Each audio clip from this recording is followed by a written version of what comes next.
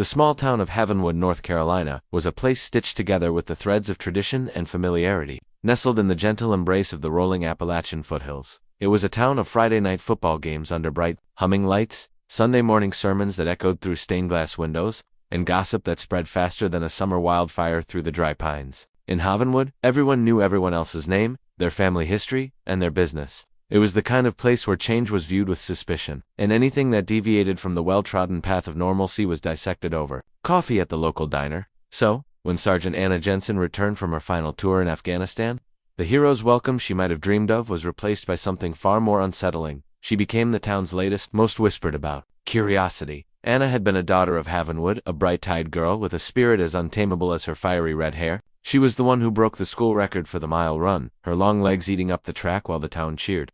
She was the one who stood up to the school bullies, her voice steady and her gaze unwavering.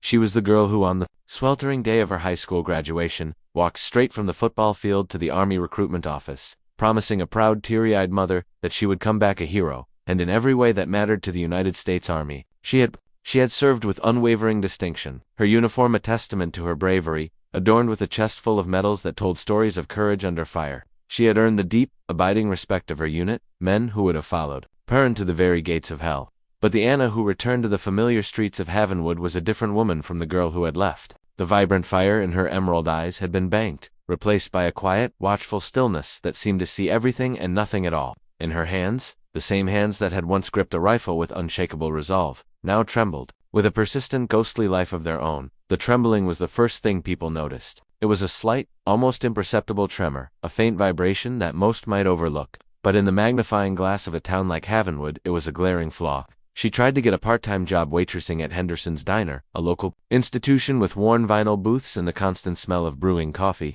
The owner, a gruff pot-bellied man named Mr. Henderson, watched her with a critical eye as she tried to fill a coffee cup. Her hand shook just enough to send a single drop of dark liquid skittering down the side of the white ceramic mug. "Can't have you spilling coffee on the customers, Anna," he'd said, his voice a grating mixture of pity and impatience. "This is a business, not a charity." She had tried to explain, her voice barely a whisper. "It doesn't affect my grip, sir. I'm strong. I won't drop anything." But the words felt hollow, catching in her throat as the heat of shame crept up her neck.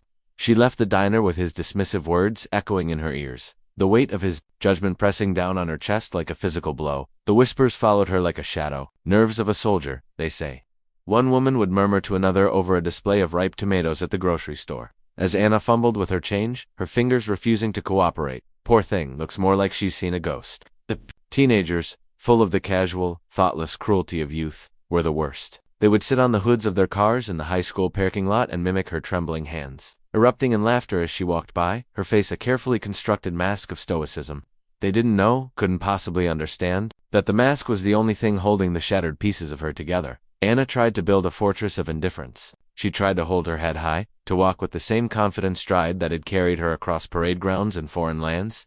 She tried to remember the woman she had been, the soldier she still was deep inside. But the constant, unrelenting scrutiny was like 1,000 tiny cuts, each one slicing a little deeper than the last, bleeding her spirit dry. She found her only solace in the deep, quiet woods behind the small house she rented on the edge of town. They were the same woods where she had played as a child, building forts from fallen branches and dreaming of adventures in faraway lands. There, with only the rustling leaves and the gentle chirping of the birds as her witnesses, she would finally let the mask slip. She would sit on a moss-covered log and stare at her hands, her traitorous, trembling hands. She would plead with them, command them, will them, to be still, but they refused to obey. They were a constant, physical reminder of the life she had left behind, of the searing, terrible secret she carried in the deepest recesses of her heart. The secret was a heavy one, a story she wasn't ready to tell, a burden she didn't know how to set down. It was a story of a sun-scorched dusty road in a war-torn country, of a split-second life-altering decision that had saved the lives of her men but had cost her a piece of herself. It was a story of pain, but not the sharp, clean pain of a wound that could be stitched and healed. It was the dull, aching emptiness of a connection that had been violently, irrevocably severed. She couldn't feel her hands, not really. The sensation was gone, replaced by a phantom tingling, a ghostly memory of feeling that her brain couldn't quite let go of. The trembling was a byproduct, a misfiring of nerves that no longer knew how to be still. But how could she explain that? Two people who saw her as nothing more than a broken soldier, a girl with shaky hands and a haunted look in her eyes. One particularly hot and humid afternoon, Anna was in the town square, trying to fix a loose board on a park bench. It was a small, simple act of service, a way to feel useful in a town that seemed to have no use for her. As she struggled with a hammer and nails, her hands trembling more than usual in the oppressive heat, a group of men who were lounging on a nearby bench, whittling away at pieces of wood, started to snicker. "Look at her," one of them, a man named Jed, said, his voice loud and carrying across the square. "Can't even hammer a nail straight, and they call that a soldier. My wife could do a better job than that." The words hit Anna like a physical blow, knocking the air from her lungs. She froze, the hammer slipping from her suddenly nerveless grasp and clattering onto the stone pavers. For a terrifying moment, she wasn't in Havenwood anymore. She was back in the dust and the blinding heat, the deafening roar of an explosion ringing in her ears. She could feel the phantom pain in her hands, the ghost of a fire that had seared through her nerves, melting them like wax. She squeezed her eyes shut, her breath catching in her chest, her heart pounding a frantic, panicked rhythm against her ribs when she opened them again. The men were still laughing, their faces twisted in smug amusement. They saw her distress, and it only fueled their mockery. It was in that moment, standing in the heart of her hometown, feeling more like a stranger than she ever had in the deserts of Afghanistan, that Anna knew she couldn't stay silent forever. The story had to be told. The truth had to be known. Not for their sake, not to win their approval, but for hers. She had to reclaim her own narrative, to tear down the walls of their ignorance and show them that her trembling hands were not a sign of weakness, but a testament to a strength they could never, ever comprehend. The incident in the town square was the final crack in the dam she had so carefully constructed around her emotions. The mocking laughter of those men echoed in her ears for days, a cruel and constant reminder of the suffocating ignorance that surrounded her. The shame and anger churned within her, a toxic cocktail that left her feeling raw and exposed. She knew, with a certainty that settled deep in her bones, that she couldn't keep her story locked away any longer. But the thought of sharing it, of deliberately walking back into the fire and smoke of that memory, of reliving the trauma that had reshaped her life, was terrifying. The wall she had built around herself was thick and fortified, and she wasn't sure she had the strength to tear it down. Brick by painful brick, her days fell into a rigid, monotonous routine, a desperate attempt to impose order on a world that felt chaotic and hostile. She would wake up long before the sun, her hands already trembling in the pre-dawn gloom, and pull on her running shoes. The woods became her sanctuary, the winding trails her confessional. She would run for miles, her lungs burning, her muscles screaming, pushing herself until the physical pain drowned out the noise in her head. The exertion gave her a fleeting sense of control over a body that so often felt like it was betraying her. After her run, sweat-soaked and exhausted, she would spend hours in her small, neglected garden. She worked with a fierce, single-minded determination, pulling weeds, turning the soil, and tending to her fledgling plants. The feel of the cool, damp earth, the sight of new life stubbornly sprouting from the ground, was a balm to her wounded spirit, a quiet promise that even after devastation, things could grow again. But the town was always there, a constant, looming presence at the edge of her carefully curated solitude. A simple trip to the grocery store became an exercise in endurance, a gauntlet of averted gazes, pointed fingers, and hushed whispers that followed her down the aisles. She started to go late at night, when the fluorescent lights hummed over empty linoleum floors, and she could shop in a blessed, anonymous peace. She avoided the diner, the park, the post office, any place where people gathered and her trembling hands would be on display. Her world had shrunk to the four walls of her rented house and the green, silent sanctuary of the woods. One evening, as she was leaving the grocery store with a single bag of essentials, a car pulled up beside her in the near-empty parking lot. The passenger window rolled down with a soft whir, and a familiar face peered out. It was Sarah, a girl she had gone to high school with. Sarah had been one of the popular ones, a head cheerleader with a megawatt smile and a kind word for everyone, even for a quiet, bookish girl like Anna. She had always been genuinely nice, a rare beacon of warmth in the often clicker halls of Heavenwood High. Anna Jensen, is that really you?" Sarah asked, her voice full of genuine surprise and delight. Anna nodded, her heart giving a nervous flutter. A knot of anxiety tightened in her stomach. She braced herself for the inevitable questions, the pitying looks, the awkward conversation about where she'd been and what she'd done. But Sarah's expression was one of open, honest concern, not morbid curiosity. "Wow, I heard you were back in town," she said, her smile warm and inviting. "It's so good to see you. Gosh, it's been years. How have you been?" The simple, straightforward question, asked with such sincerity, was almost Anna's undoing. She felt a lump form in her throat, a sudden unexpected wave of emotion threatening to overwhelm her. For a moment, she couldn't speak, the words trapped behind the wall she had so carefully maintained. I'm okay," she finally managed to say, the words feeling like a monumental lie. Sarah, perceptive as ever, seemed to sense her discomfort. "Listen," she said, leaning a little further out the window. "I know this is out of the blue, but a few of us from the old gang are getting together for a barbecue at my place on Saturday. Nothing fancy, just burgers and beers. You should come. It would be really, really great to catch up. Anna's first instinct was to say no, to retreat back into the safety of her self-imposed exile. The thought of being in a crowd of people, of having to navigate the minefield of small talk and pretend that everything was fine, was overwhelming. But then she looked at Sarah's hopeful, smiling face, and she saw a flicker of the girl she used to be, the girl who loved to laugh, the girl who would have jumped at the chance to reconnect with old friends. "I'll think about it," she said, the words barely a whisper. "Please do," Sarah said, her smile widening. "We've all missed you, Anna." "Really?" As Sarah drove away, leaving Anna standing alone in the deepening twilight of the parking lot, a battle raged within her. One part of her, the wounded, fearful part, screamed at her to run, to hide, to retreat back into her shell where no one could hurt her. But another part of her, a part she had thought was long dead and buried, yearned for connection, for a sense of belonging, for the simple, human comfort of friendship. The invitation was a lifeline, a fragile thread tossed into the darkness of our isolation. It was a chance to step out of the shadows and back into the world. The next few days were a quiet torment of indecision. Anna would wake up in the morning, her mind made up, determined to go to the barbecue. But as the day wore on, the anxiety would begin to creep in, a cold, insidious fog that clouded her thoughts and made her chest feel tight. The trembling in her hands seemed to get worse, a physical manifestation of her inner turmoil. She would play out the scene at the party in her mind 100 times, the curious glances at her hands, the hushed conversations that would stop when she approached the inevitable well-meaning but painful questions about her service. She wasn't sure she could handle it. On the morning of the barbecue, she woke up with a familiar sense of dread coiling in her stomach. She went for her run, pushing herself harder and faster than usual, hoping to exhaust the anxiety out of her system as her feet pounded the soft earth of the trail. She thought about the men in the square, their mocking, cruel laughter. She thought about Mr. Henderson at the diner, his dismissive, pitying words. And then she thought about Sarah, her kind eyes and her genuine, uncomplicated smile. She realized, with a sudden, startling clarity, that she had a choice.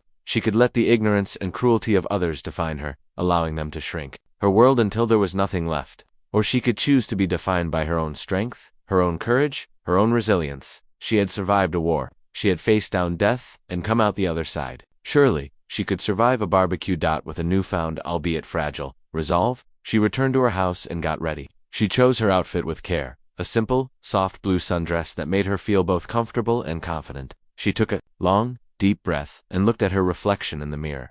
The woman looking back at her was not the same girl who had left Havenwood all those years ago. Her face was thinner, her eyes held a wisdom that had been bought at a terrible price. She was a survivor. She was a warrior. She was a woman who had seen the very best and the very worst of humanity. And her trembling hands, she realized in that moment, were not a source of shame. They were a part of her story, a visible testament to her sacrifice. And it was a story she was finally ready to tell. As she drove to Sarah's house, her heart was pounding a nervous rhythm against her ribs. But for the first time in a long, long time, it was not with fear, but with a flicker of anticipation. She didn't know what the night would hold, but she knew, with a certainty that resonated deep in her soul, that she was no longer willing to be a prisoner of her past. She was ready to face the world, one trembling, courageous step at a time.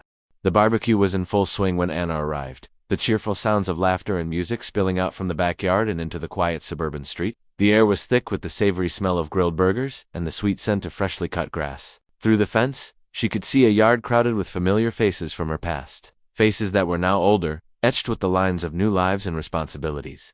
For a long moment, Anna hesitated in her car, her hand on the door handle, the old, familiar anxiety creeping back in like a cold tide. But then she saw Sarah on the porch, her face breaking into a wide, welcoming smile as she waved enthusiastically. Taking a deep, fortifying breath, Anna got out of the car and walked towards the house, her steps feeling both heavy and hopeful. The first few hours were a dizzying blur of awkward hugs, half-remembered names, and strained small talk. People were friendly, their greetings peppered with exclamations of "Anna, it's been too long, and you look great." But beneath the surface-level pleasantries, Anna could feel their eyes, a constant, subtle pressure. They would glance at her hands when she reached for a paper plate, their curiosity a palpable thing in the warm evening air. She tried to keep her hands busy, clutching a cold can of soda, gesturing as she spoke, anything to distract from the incessant, gentle trembling. She felt like she was on stage, performing the role of the well-adjusted, happy-to-be-home veteran, a role she hadn't rehearsed and didn't feel qualified to play. As the sun began to dip below the horizon, painting the sky in fiery strokes of orange and pink, Anna found a moment of respite on the porch steps, away from the main hubbub of the party. She sat down, the worn wood cool against her legs, and stared at her hands, which were resting in her lap. The trembling was a constant, gentle rhythm, a silent drumbeat that only she could feel. She was so lost in her thoughts, so deep inside her own head that she didn't notice someone sit down beside her until he spoke, his voice quiet and calm. "They don't stop, do they?" Anna looked up, startled out of her reverie. It was Mark, another one of her high school classmates. She remembered him as the quiet one, the boy who always had his nose in a book, his dark hair falling into his eyes. He had been kind but shy, an observer on the sidelines of their high school drama. Sarah had mentioned he was a doctor now, fact that seemed both surprising and perfectly fitting. "No," Anna said, her voice equally quiet, "they don't." Mark was silent for a moment, not with the awkwardness that usually followed such a confession, but with a thoughtful, considered stillness. His gaze wasn't one of pity, but of professional curiosity and something else. Something that looked like understanding. "I was a medic in the army," he said, his voice soft, almost a confidence. "Did a couple of tours myself. I saw a lot of things over there, a lot of different kinds of injuries." Anna's heart skipped a beat. She looked at him, really looked at him, and saw a depth and a kindness in his eyes that she hadn't seen in anyone else's since she'd been home. He wasn't just looking at her, he was seeing her. "You did?" she asked, her voice barely a whisper. He nodded, his gaze gentle. "I've seen hands like yours before," he said, his voice even softer, more direct. "On a few of the guys we pulled out of some bad situations. It's not just nerves, is it?" The question hung in the air between them, a fragile, precious thing. It was a key, offered without judgment, to a door she had kept locked for so long. Anna felt a dam inside her, a massive wall of pain and grief and secrets, begin to crack. Under the gentle pressure of his understanding, the story she had held so tightly, so protectively for so long was suddenly, desperately, wanting to be free. "No," she said, her voice thick with unshed tears that pricked at the back of her eyes. "It's not nerves." Mark waited, his silence a patient, respectful invitation. He didn't push, didn't pry. He simply created a safe space for her to speak. And so, for the first time since she had come back to the world that no longer felt like hers, Anna began to talk. The words came slowly at first, then in a rush, as if the dam had finally burst. She told him about the dusty, sun-bleached road in a remote province of Afghanistan, the IED buried like a venomous snake beneath the sand. She told him about the convoy, about the truck ahead of her filled with young soldiers. Boys really, their faces full of the naive, invincible optimism of youth. She told him about the glint of metal she had seen in the harsh afternoon sun, a tiny, almost invisible wire, and the split-second life-or-death decision she had made. "I was in the lead vehicle," she said, her voice trembling now, not from the nerve damage, but from the raw, vivid power of the memory. "I saw it, a tripwire, barely visible against the sand. I knew what it was. I knew we didn't have time to stop, to call it in. The truck behind me, It was too close." She paused, her gaze distant, her eyes seeing not the suburban backyard, but the desolate, dangerous landscape of her past. "I swerved," she said, her voice a raw whisper. "I yanked the wheel with everything I had. I put my truck between the I'd and the rest of the convoy. It was the only thing I could do. It was the only way." The explosion had been a deafening, world-ending roar of fire and shrapnel. The heavily armored truck had been thrown into the air like a child's toy, a twisted, burning wreck of metal. Anna had been thrown clear, her body battered and broken, but her hands had been on the steering wheel, gripping it with all her strength. "The fire, she said, her voice breaking, a sob catching in her throat. "It was so hot, I could feel it.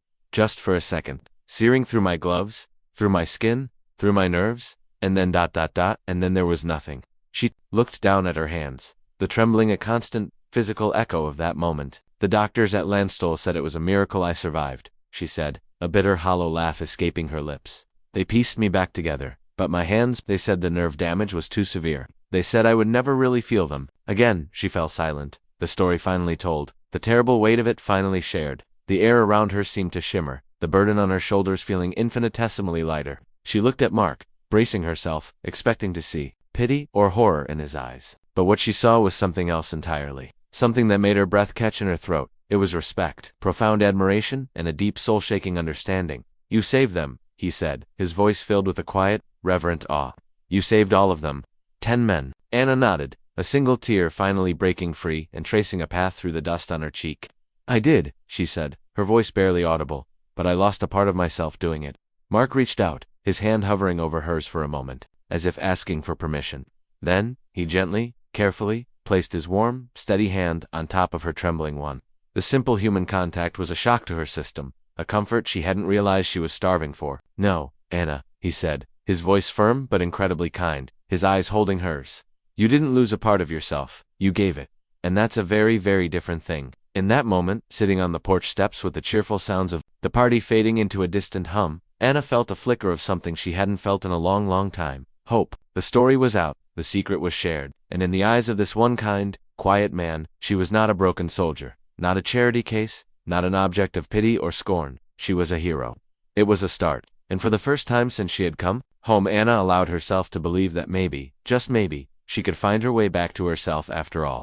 The conversation with Mark was more than a turning point. It was a seismic shift in the landscape of Anna's inner world. Sharing her story, and having it received not with pity but with profound respect, was like letting sunlight into a room that had been dark for years. A small, fragile seed of hope had been planted on that porch, and in the days that followed, it began to grow, nurtured by the newfound lightness in her spirit. She started to venture out more, to reclaim the small corners of her town that she had abandoned. The stares and whispers didn't vanish entirely, but they didn't sting with the same venom they once had. She had an ally now, someone who knew the truth, and that knowledge was a shield. Mark became a quiet, steady presence in her life. He would stop by her small, rented house with 2 cups of coffee in the mornings, and they would sit on her porch, talking for hours. He would invite her for walks in the woods in the late afternoons, their conversations meandering from shared memories of high school to the deeper, more complicated truths of their lives. He never treated her like she was fragile, never offered a pitying look or an unsolicited piece of advice about her condition. He simply listened, his quiet strength a source of comfort and support that Anna hadn't realized she desperately needed. One afternoon, they were sitting on a bench in the town square,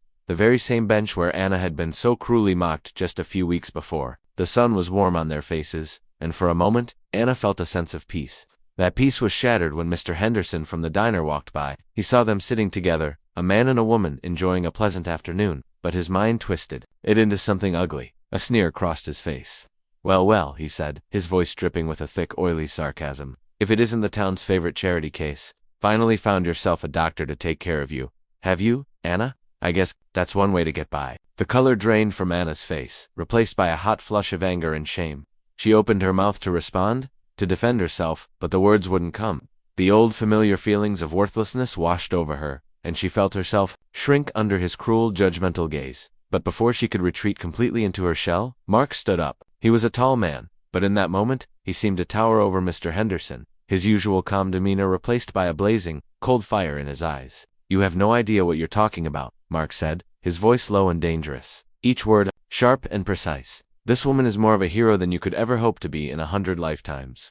Mr. Henderson let out a harsh, ugly laugh. "A hero? Her. She can't even hold a coffee cup straight without spilling it all over the counter." "What kind of hero is that?" "The kind of hero who saves the lives of 10 men, Mark shot back, his voice ringing with a conviction that made several passers-by stop and turn. "The kind of hero who intentionally puts her own body on the line to protect others, without a second thought for her own safety. That's the kind of hero she is." A small crowd had started to gather, drawn by the escalating confrontation. They watched with a mixture of curiosity and unease as the 2 men faced off in the center of the square. "That's a real nice story, Doc," Mr. Henderson said, his voice full of smug disbelief. "Real touching. But I'll believe it when I see some proof, then see it." The new voice was calm, authoritative, and it cut through the tension like a knife. Everyone turned to see a man in a crisp, immaculate army uniform walking towards them. He was older than Anna, with a kind, weathered face, silvering hair, and a chest full of medals that glinted brightly in the afternoon sun. "Colonel Thompson," Anna breathed, her eyes wide with disbelief and a sudden, overwhelming wave of emotion. The colonel smiled at her, a warm, fatherly expression that immediately calmed the frantic beating of her heart. "Sergeant Jensen," he said, his voice full of a deep, unwavering respect. "It's good to see you." He then turned to the assembled crowd, his gaze sweeping over their curious, upturned faces. "My name is Colonel James Thompson," he said, his voice clear and strong, the voice of a man used to being obeyed. "I was Sergeant Jensen's commanding officer in Afghanistan.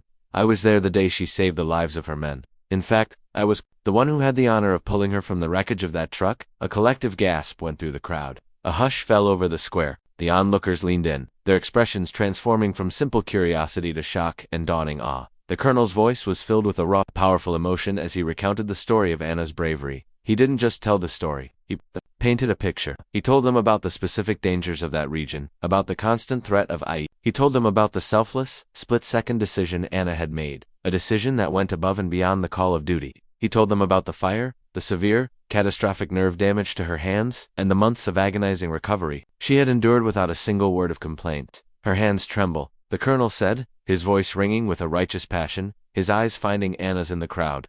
"They tremble because she chose to shield 10 other soldiers from a blast that would have killed them all. They tremble because she is a hero, a true American hero in every sense of the word." and she deserves your deepest respect, not your ignorant ridicule. He turned his steely gaze on Mr. Henderson, his eyes hard as flint.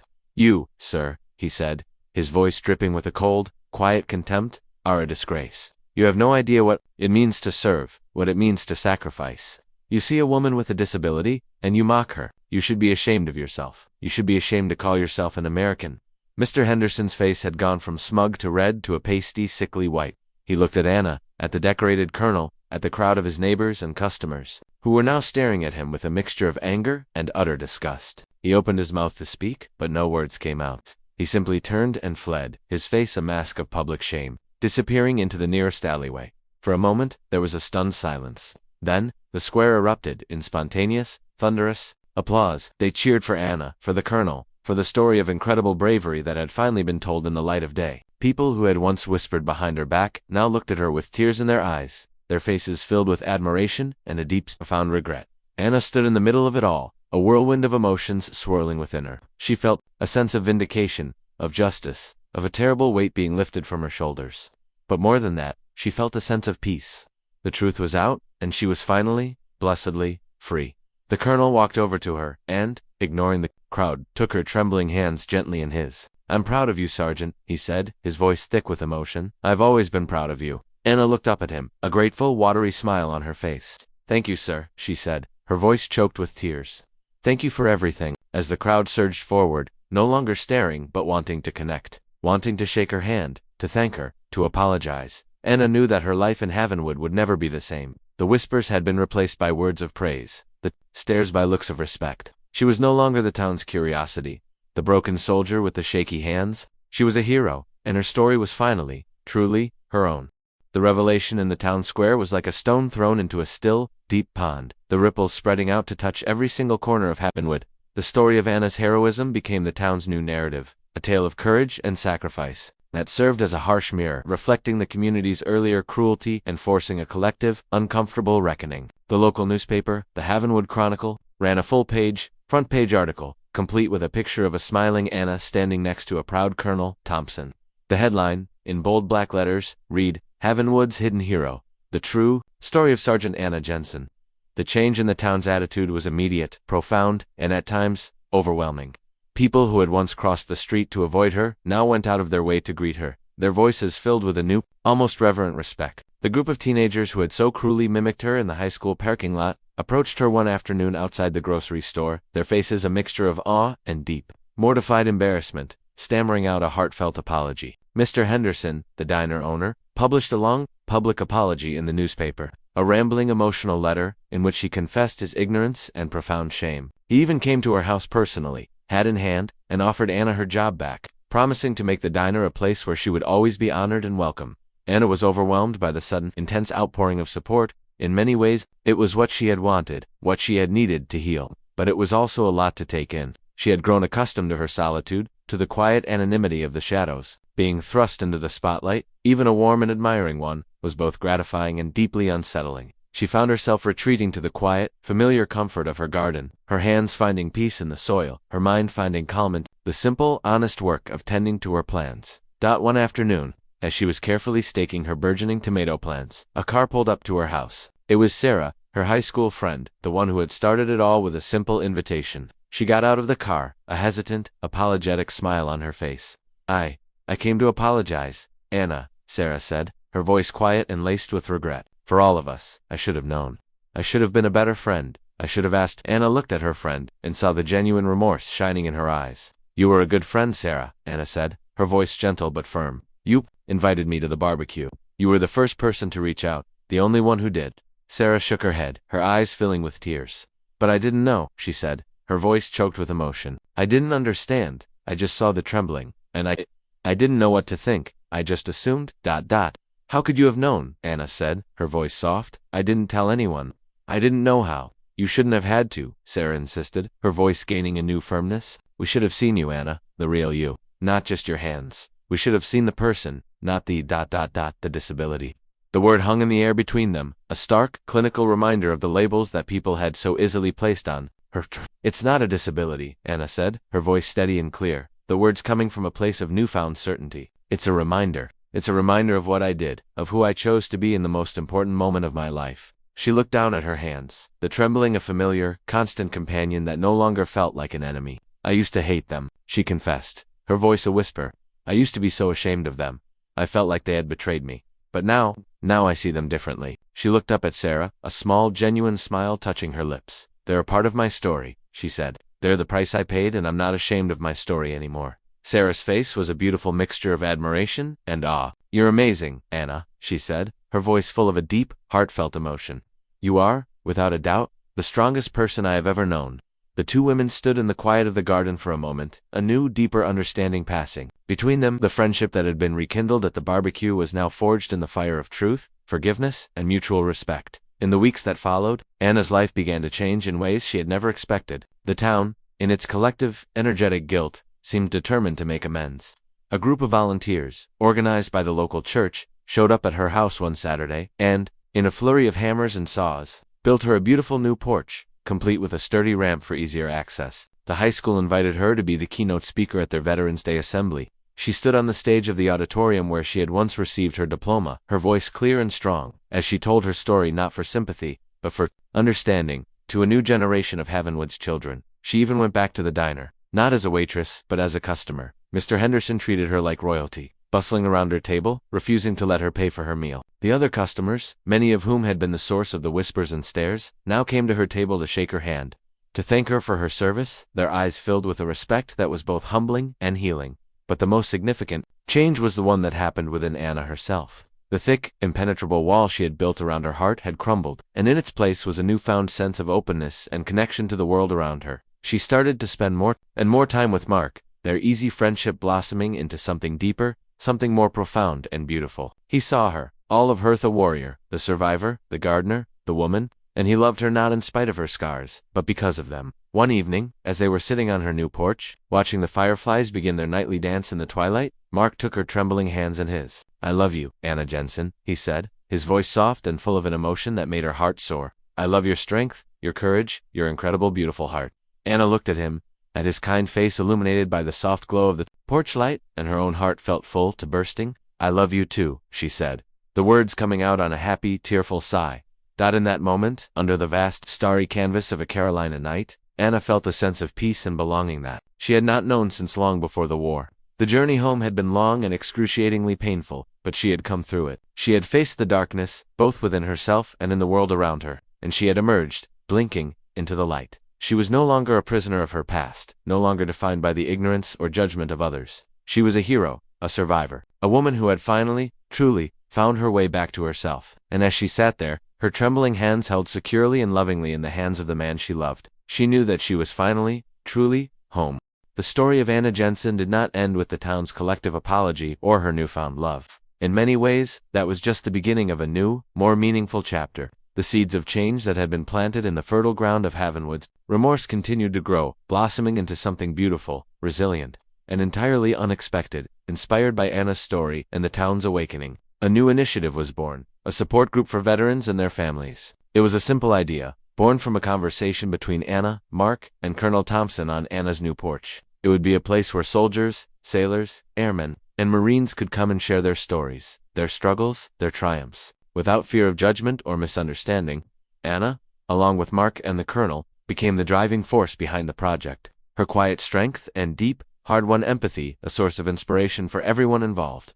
The first meeting was held in the community center, the same large, echoing room where the town had once gathered for potlucks and bake sales. Now, it was transformed into a place of healing, a sanctuary for those who had borne the unseen, often heaviest wounds of war. The room was filled with men and women of all ages, from grizzled, quiet Vietnam veterans who had never spoken of their experiences, to young, fresh-faced soldiers just returned from their first tour in the Middle East. Their eyes still holding the haunted look of the desert, Anna stood before them, her hands trembling slightly as she held a small piece of paper, though she didn't need it. Her voice, when she spoke, was clear and steady. She told them her story, not as a hero held up on a pedestal, but as a fellow soldier, a sister in arms. She spoke of the fear, the pain, the crushing loneliness, and the long, arduous road back to herself. And as she spoke, she saw the subtle nods of recognition, the glistening tears of understanding in the eyes of her audience, the invisible, unbreakable bond of shared experience that connected them all. After she finished, A man in the back of the room, an older man with a face etched with the lines of a life hard lived, slowly stood up. "I was in Vietnam," he said, his voice thick with an emotion he had suppressed for half a century. "I came home, and nobody wanted to hear about it. They called us baby killers. They spat on us. For 50 years, I haven't said a word about it to anyone." He looked directly at Anna, his eyes full of a deep, profound gratitude that made her own eyes well up. "Thank you, young lady," he said, his voice breaking. "Thank you for giving us a voice. Thank you for giving me a voice." The room erupted in applause, not loud and boisterous, but a wave of deep, heartfelt emotion that washed over Anna, filling her with a sense of purpose she had never known. Even on the battlefield, she had found her new mission, not in a foreign land, but right here at home, in the quiet, sacred space of shared humanity. The support group, which they named Havenwood Heroes, became a cornerstone of the community. It grew from a simple meeting into a network of support. They started a job placement program, connecting veterans with local businesses. They established a counseling service, with Mark volunteering his time and connecting them with other mental health professionals. They created a network of volunteers, who helped with everything from home repairs for elderly veterans to child care for young military families. The town that had once been so quick to judge was now a model of compassion and proactive support. Anna's life, too, had found a new, joyful rhythm. She and Mark were married in the fall, in a small intimate ceremony in the woods behind her house. The autumn leaves forming a brilliant canopy of red and gold above them. The whole town seemed to turn out for the reception, a joyous potluck celebration of love and new beginnings held in the very same town square where she had once been shamed. Mr. Henderson, his gruff exterior completely softened, catered the entire event for free, his face beaming with a genuine affection for the woman he had once so cruelly misjudged. As the years went by, Anna's hands never stopped trembling. The nerve damage was permanent, a physical legacy of her sacrifice.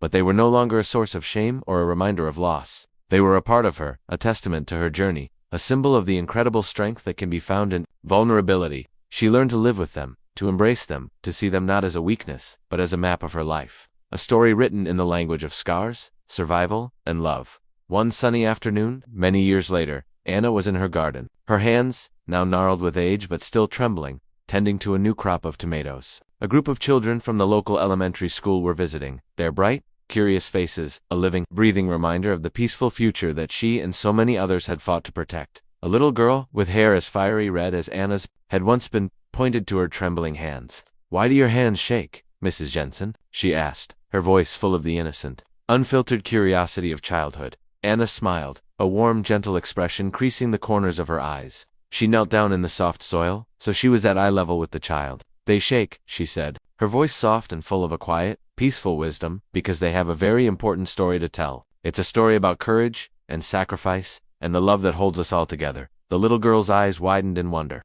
"Can you tell me the story?" she asked, her voice a hopeful whisper. Anna's smile widened, reaching her eyes. "I'd love to," she said. And as she began to speak, her voice clear and strong, she knew that her story, the story of the soldier with the trembling hands, would live on, a legacy of hope, understanding, and healing for generations to come. The town of Havenwood had learned its lesson, a lesson that was now woven into the very fabric of its identity, that true strength is not the absence of scars, but the courage to wear them with honor. And in the heart of this small town, a hero had not only found her way home, but had also shown everyone else the way.